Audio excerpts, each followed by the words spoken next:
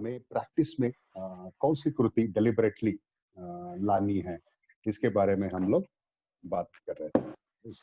तो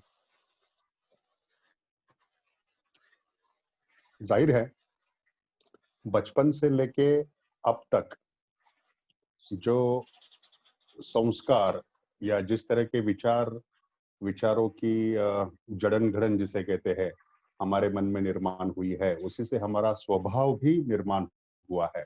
और हर एक व्यक्ति का अगर स्वभाव देखा जाए तो हर एक व्यक्ति में वो विकारों की मात्रा, विकारों का परसेंटेज अलग अलग अलग हमें दिखाई देता है। तो अगर हमने ये जान लिया है कि भाई ये विकार से ही मेरा दुख निर्माण होता है, तो ये विकारों को, तीन प्रमुख विकार हमने देखे थे, राग था, लोभ था और अविद्या, जिसका मतलब भी हमने कल देखा था। तो ये तीन विकारों को डेलिबरेटली नियंत्रण करना है हमें, या उसे प्रैक्टिस में लाना है, ये विकारों को कम करने की। कोई भी सिचुएशन अगर निर्माण होती है तो उस सिचुएशन में हमें रुकना है, देखना है कि हाँ भाई ये सिचुएशन में हमारे ये विकार और ज्यादा प्रभावित हो सकते हैं, तो उसे रोकने की कोशिश हमें करनी है। और ये विकार मन से पूरे कम करने के लिए हमें इस विकारों का अपोजिट जो कृति है उसको वारंवार या बार बार हमें वो करना है, दोहराना है। तो यहाँ तक हम आए थे।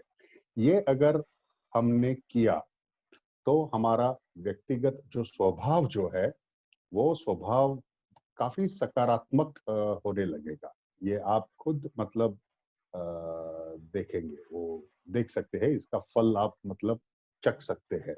ये व्यक्तिगत दुख आप देखेंगे कि काफी आपका कम कम कम होते जा रहा है, राइट। तो इस व्यक्तिगत दुख और व्यक्तिगत दुख दूर करने के मार्ग के बारे में किसी को कोई शंका है तो आप पूछ सकते हैं, नहीं तो हम दूसरे प्रकार के दुख, सामाजिक दुख की तरफ जाते हैं। इस व्यक्तिगत दुख के बारे में अगर किसी को कोई शंका है, इसके मार्ग के बारे में या दुख समझने के बारे में, तो आप पूछ सकते हैं।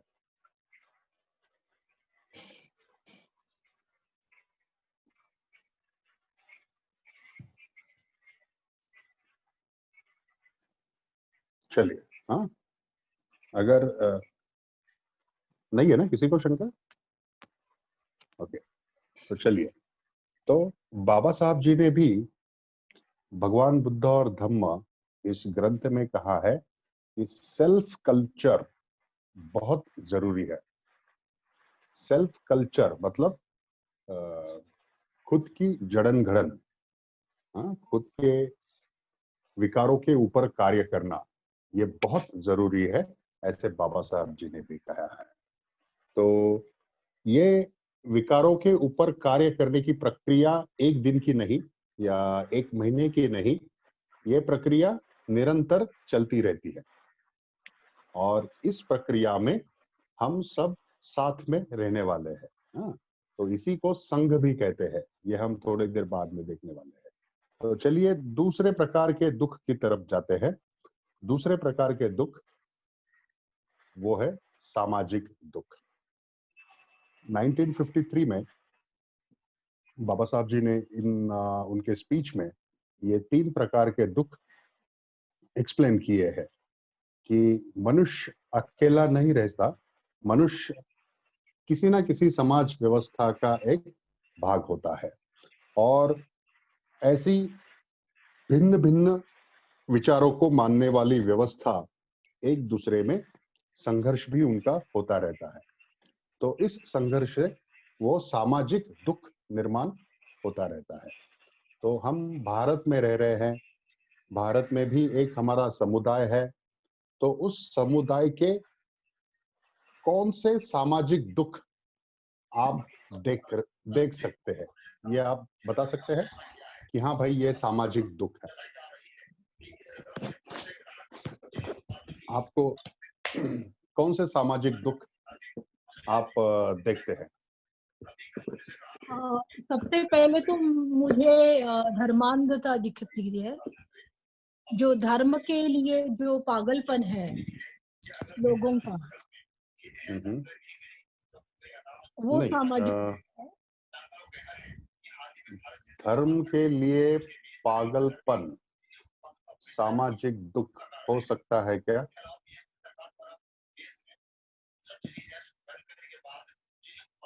शैक्षणिक दुख। धर्मांधता। हाँ, धर्मांधता, ईश्वर के नाम से जो अंधविश्वास है। नहीं, हेलो सर। कौन, प्रिया जी है क्या? हाँ हाँ, प्रिया। अच्छा, हाँ।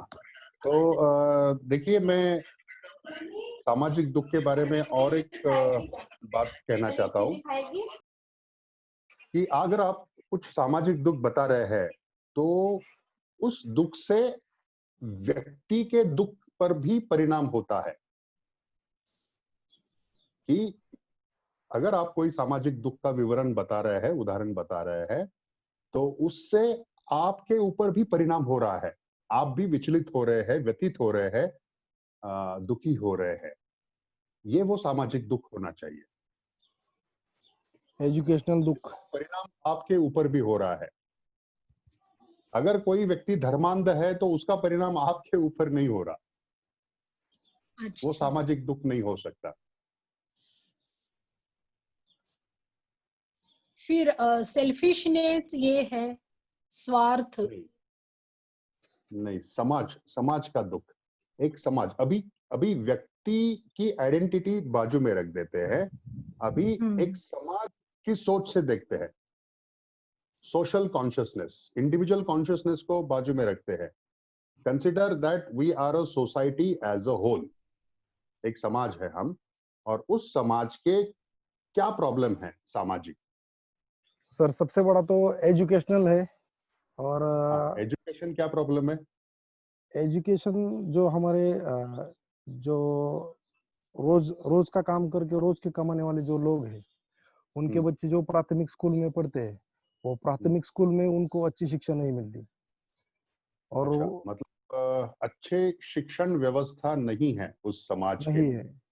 और क्योंकि एक औद्योगिक। व्यक्ति तो खुद शिक्षण व्यवस्था निर्माण नहीं कर सकता।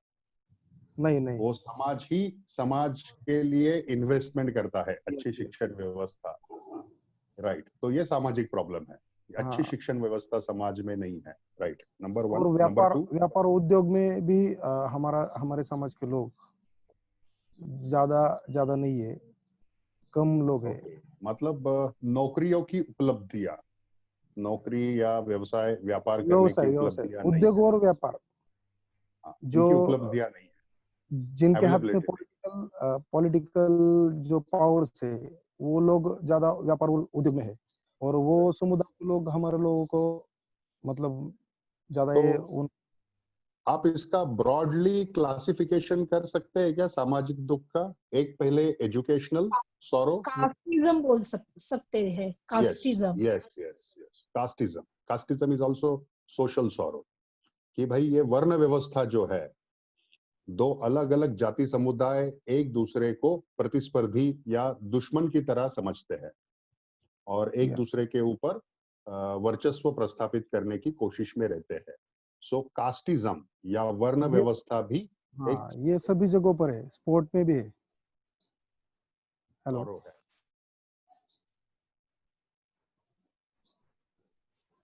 हाँ जी, सॉरी, फोन आ रहे थे। तो कास्टिज्म या वर्ण व्यवस्था भी सामाजिक सौरो है, जिसके हम देखते हैं कि जिसकी वजह से अन्याय अत्याचार होते हैं, कहीं पे हत्या होती है। हाँ? तीसरा और दुख आपने क्या कहा था? Economic sorrow. Economic yes. Sorrow जिसका जिक्र बाबा साहब जी ने बुद्ध और झूम मीटिंग मध्ये राइट।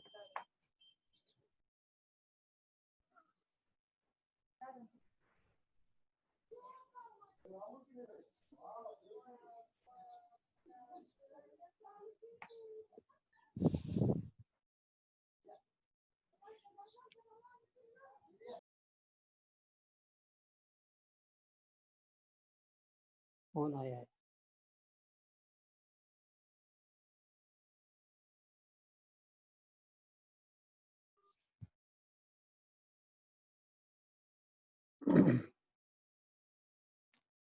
एक मिनट है। हाँ जी, एजुकेशन, देन वर्ण व्यवस्था का सौरव। हेलो, आवाज आ रही है मेरी? हाँ सर, हाँ, आ रही है। राइट। एजुकेशन, वर्ण व्यवस्था, इकोनॉमिक सौरव, जिसका जिक्र बाबा साहब जी ने बुद्ध ऑल मास इस ग्रंथ में किया है, कि उस ग्रंथ का भी अध्ययन हम लोग करने वाले हैं आने वाले सेशंस में, कि इकोनॉमिक सौरव को बुद्ध का तत्वज्ञान कैसे जवाब देता है। कार्ल मार्क्स ने जो इकोनॉमिक एक्सप्लॉयटेशन के बारे में बताया है, वो इकोनॉमिक एक्सप्लॉयटेशन बुद्ध के मार्ग से कैसे दूर किया जा सकता है। इसके ऊपर दुनिया में किसी ने भी इतने विस्तृत रीति से सॉल्यूशन देकर प्रस्तुत नहीं किया जो सिर्फ डॉक्टर बाबा साहब जी ने किया है। और आपको और हमें बहुत उस बात का अभिमान या गर्व होना चाहिए कि बाबा साहब जी ने इतनी इतनी प्रभावी भूमिका वहां पे ये की है, विस्तृत रीति से बताई है, और हम लोगों ने उसे अब तक नहीं समझकर हम लोगों के सामने मतलब पर्याय देने में भी मतलब अभी तक हम कम पड़े हैं। हाँ, तो उससे मतलब पूरे दुनिया में भी क्रांति हो सकती है, लेकिन वो सब हमें समझना है, उसका अध्ययन करना है और उसका एक मॉडल रखकर दुनिया के सामने रखा है। ये एक व्यक्ति की बात नहीं है, तो ये as a society, as a whole, एक समाज ने मतलब वो सॉल्यूशन रखना है हमें, राइट। तो ये भी एक सोशल सॉरो है, इकोनॉमिक। यस, इकोनॉमिक हो गया, एजुकेशनल हो गया, और वर्ण हम वर्चस्व हो गया। हाँ करप्शन, जी, we can say corruption, corruption, corruption, corruption in every field. Corruption in every field. और okay, sir, social sorrow. Hello, हाँ हाँ हाँ और सबसे हाँ। बड़ा दुख हमें धार्मिक दुख है क्या हमारा, धार्मिक दुख है? जिनके ऊपर जो हमारे धर्म की जिम्मेदारी है, जो जिन्होंने धर्म को घर घर तक, इंसानों तक, सब इंसानों तक पहुंचाने की जिम्मेदारी है, उन लोगों ने आज तक वो काम नहीं किया है।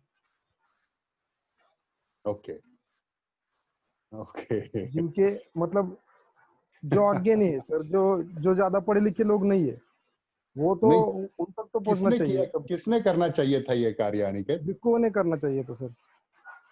बाबा साहब जी ने तो भिक्खु के लिए कुछ रखा ही नहीं काम करने के लिए। जिनको धम्म धम्म की जानकारी है, नहीं नहीं, बाबा साहब मतलब जी ने धम्म प्रचार की जिम्मेदारी किसके ऊपर दी थी? उपासक उपासक को। उपासिका से, हाँ, तो फिर हम भिक्खुओं को क्यों दोष दे खाली पीली? बुद्धिजीवी लोगों सर को। भिक्खु ही, जब उपासक और उपासिका ही तैयार नहीं होंगे तो जिम्मेदारी तो भिक्खुओं के ऊपर ही रहती है ना। नहीं नहीं, तो इस विषय को मैं थोड़ी देर के बाद लेने वाला हूँ, जब संघ का अनुसरण करना मतलब क्या, ये टॉपिक जब शुरू करेंगे तो इस विषय को मैं ले लूंगा, राइट। तो ये सोशल प्रॉब्लम नहीं है। चौथा सोशल प्रॉब्लम कैटेगरी का चलिए मैं बताता हूँ। ये इकोनॉमिक्स, एजुकेशन और व्यापार और वर्ण व्यवस्था, इन सब से रिलेटेड और एक प्रॉब्लम है, that is a political problem, right. तो बाबा साहब जी ने पॉलिटिक्स को भी एक समाज व्यवस्था के प्रॉब्लम में रखा है और देखा है। सिक्स्थ कैटेगरी है जो रिसोर्सेस, मतलब रिसोर्सेस को लेकर जो प्रॉब्लम्स होते हैं। उस वक्त सिद्धार्थ गौतम बुद्ध के वक्त जब शाक्य और कोली राज्य में जो लड़ाई हुई थी, दैट इज वो लड़ाई किस लिए हुई थी? पानी का शेयरिंग कि कैसे किया जाए, राइट। उसके ऊपर वो दो देशों में लड़ाई हुई थी, तो उस लड़ाई का इम्पैक्ट भी लोगों के ऊपर गिरता है। आज भी परिस्थिति ऐसी है कि हमारे जो आजू बाजू के देश है, चाइना रहेगा, पाकिस्तान रहेगा या बाहर के देश है, तो उनमें हमारे रिलेशंस कैसे है, इसका भी इम्पैक्ट लोगों के जीवन पर पड़ता है और वो दुख निर्माण करता है।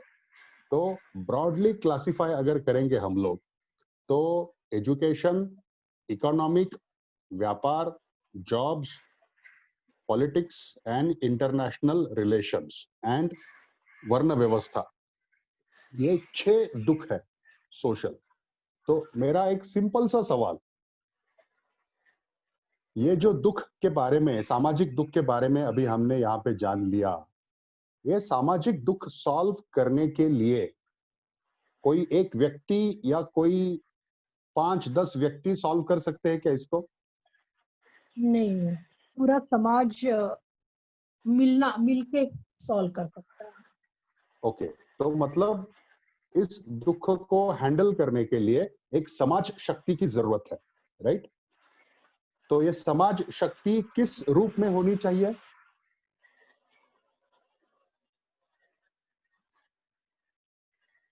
समाज शक्ति के लिए क्या आवश्यक है?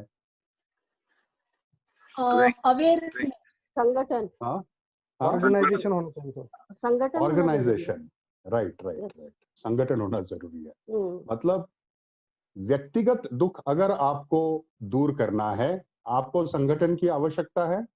बिल्कुल नहीं सर, हाँ? नहीं, नहीं है। नहीं है। ओके, कितने लोग कहते हैं नहीं है और कितने लोग कहते हैं आवश्यकता है? नहीं है। ओके और मैं भी कितने लोग कहता हूँ कहते हैं नहीं कि है। आवश्यकता है संगठन की व्यक्तिगत दुख आवश्यक दूर करने के लिए? हाँ बड़ा सर, हाँ आवश्यक है सर। संगठन की आवश्यकता है व्यक्तिगत दुख दूर करने के लिए? हाँ है। बिल्कुल आवश्यकता है।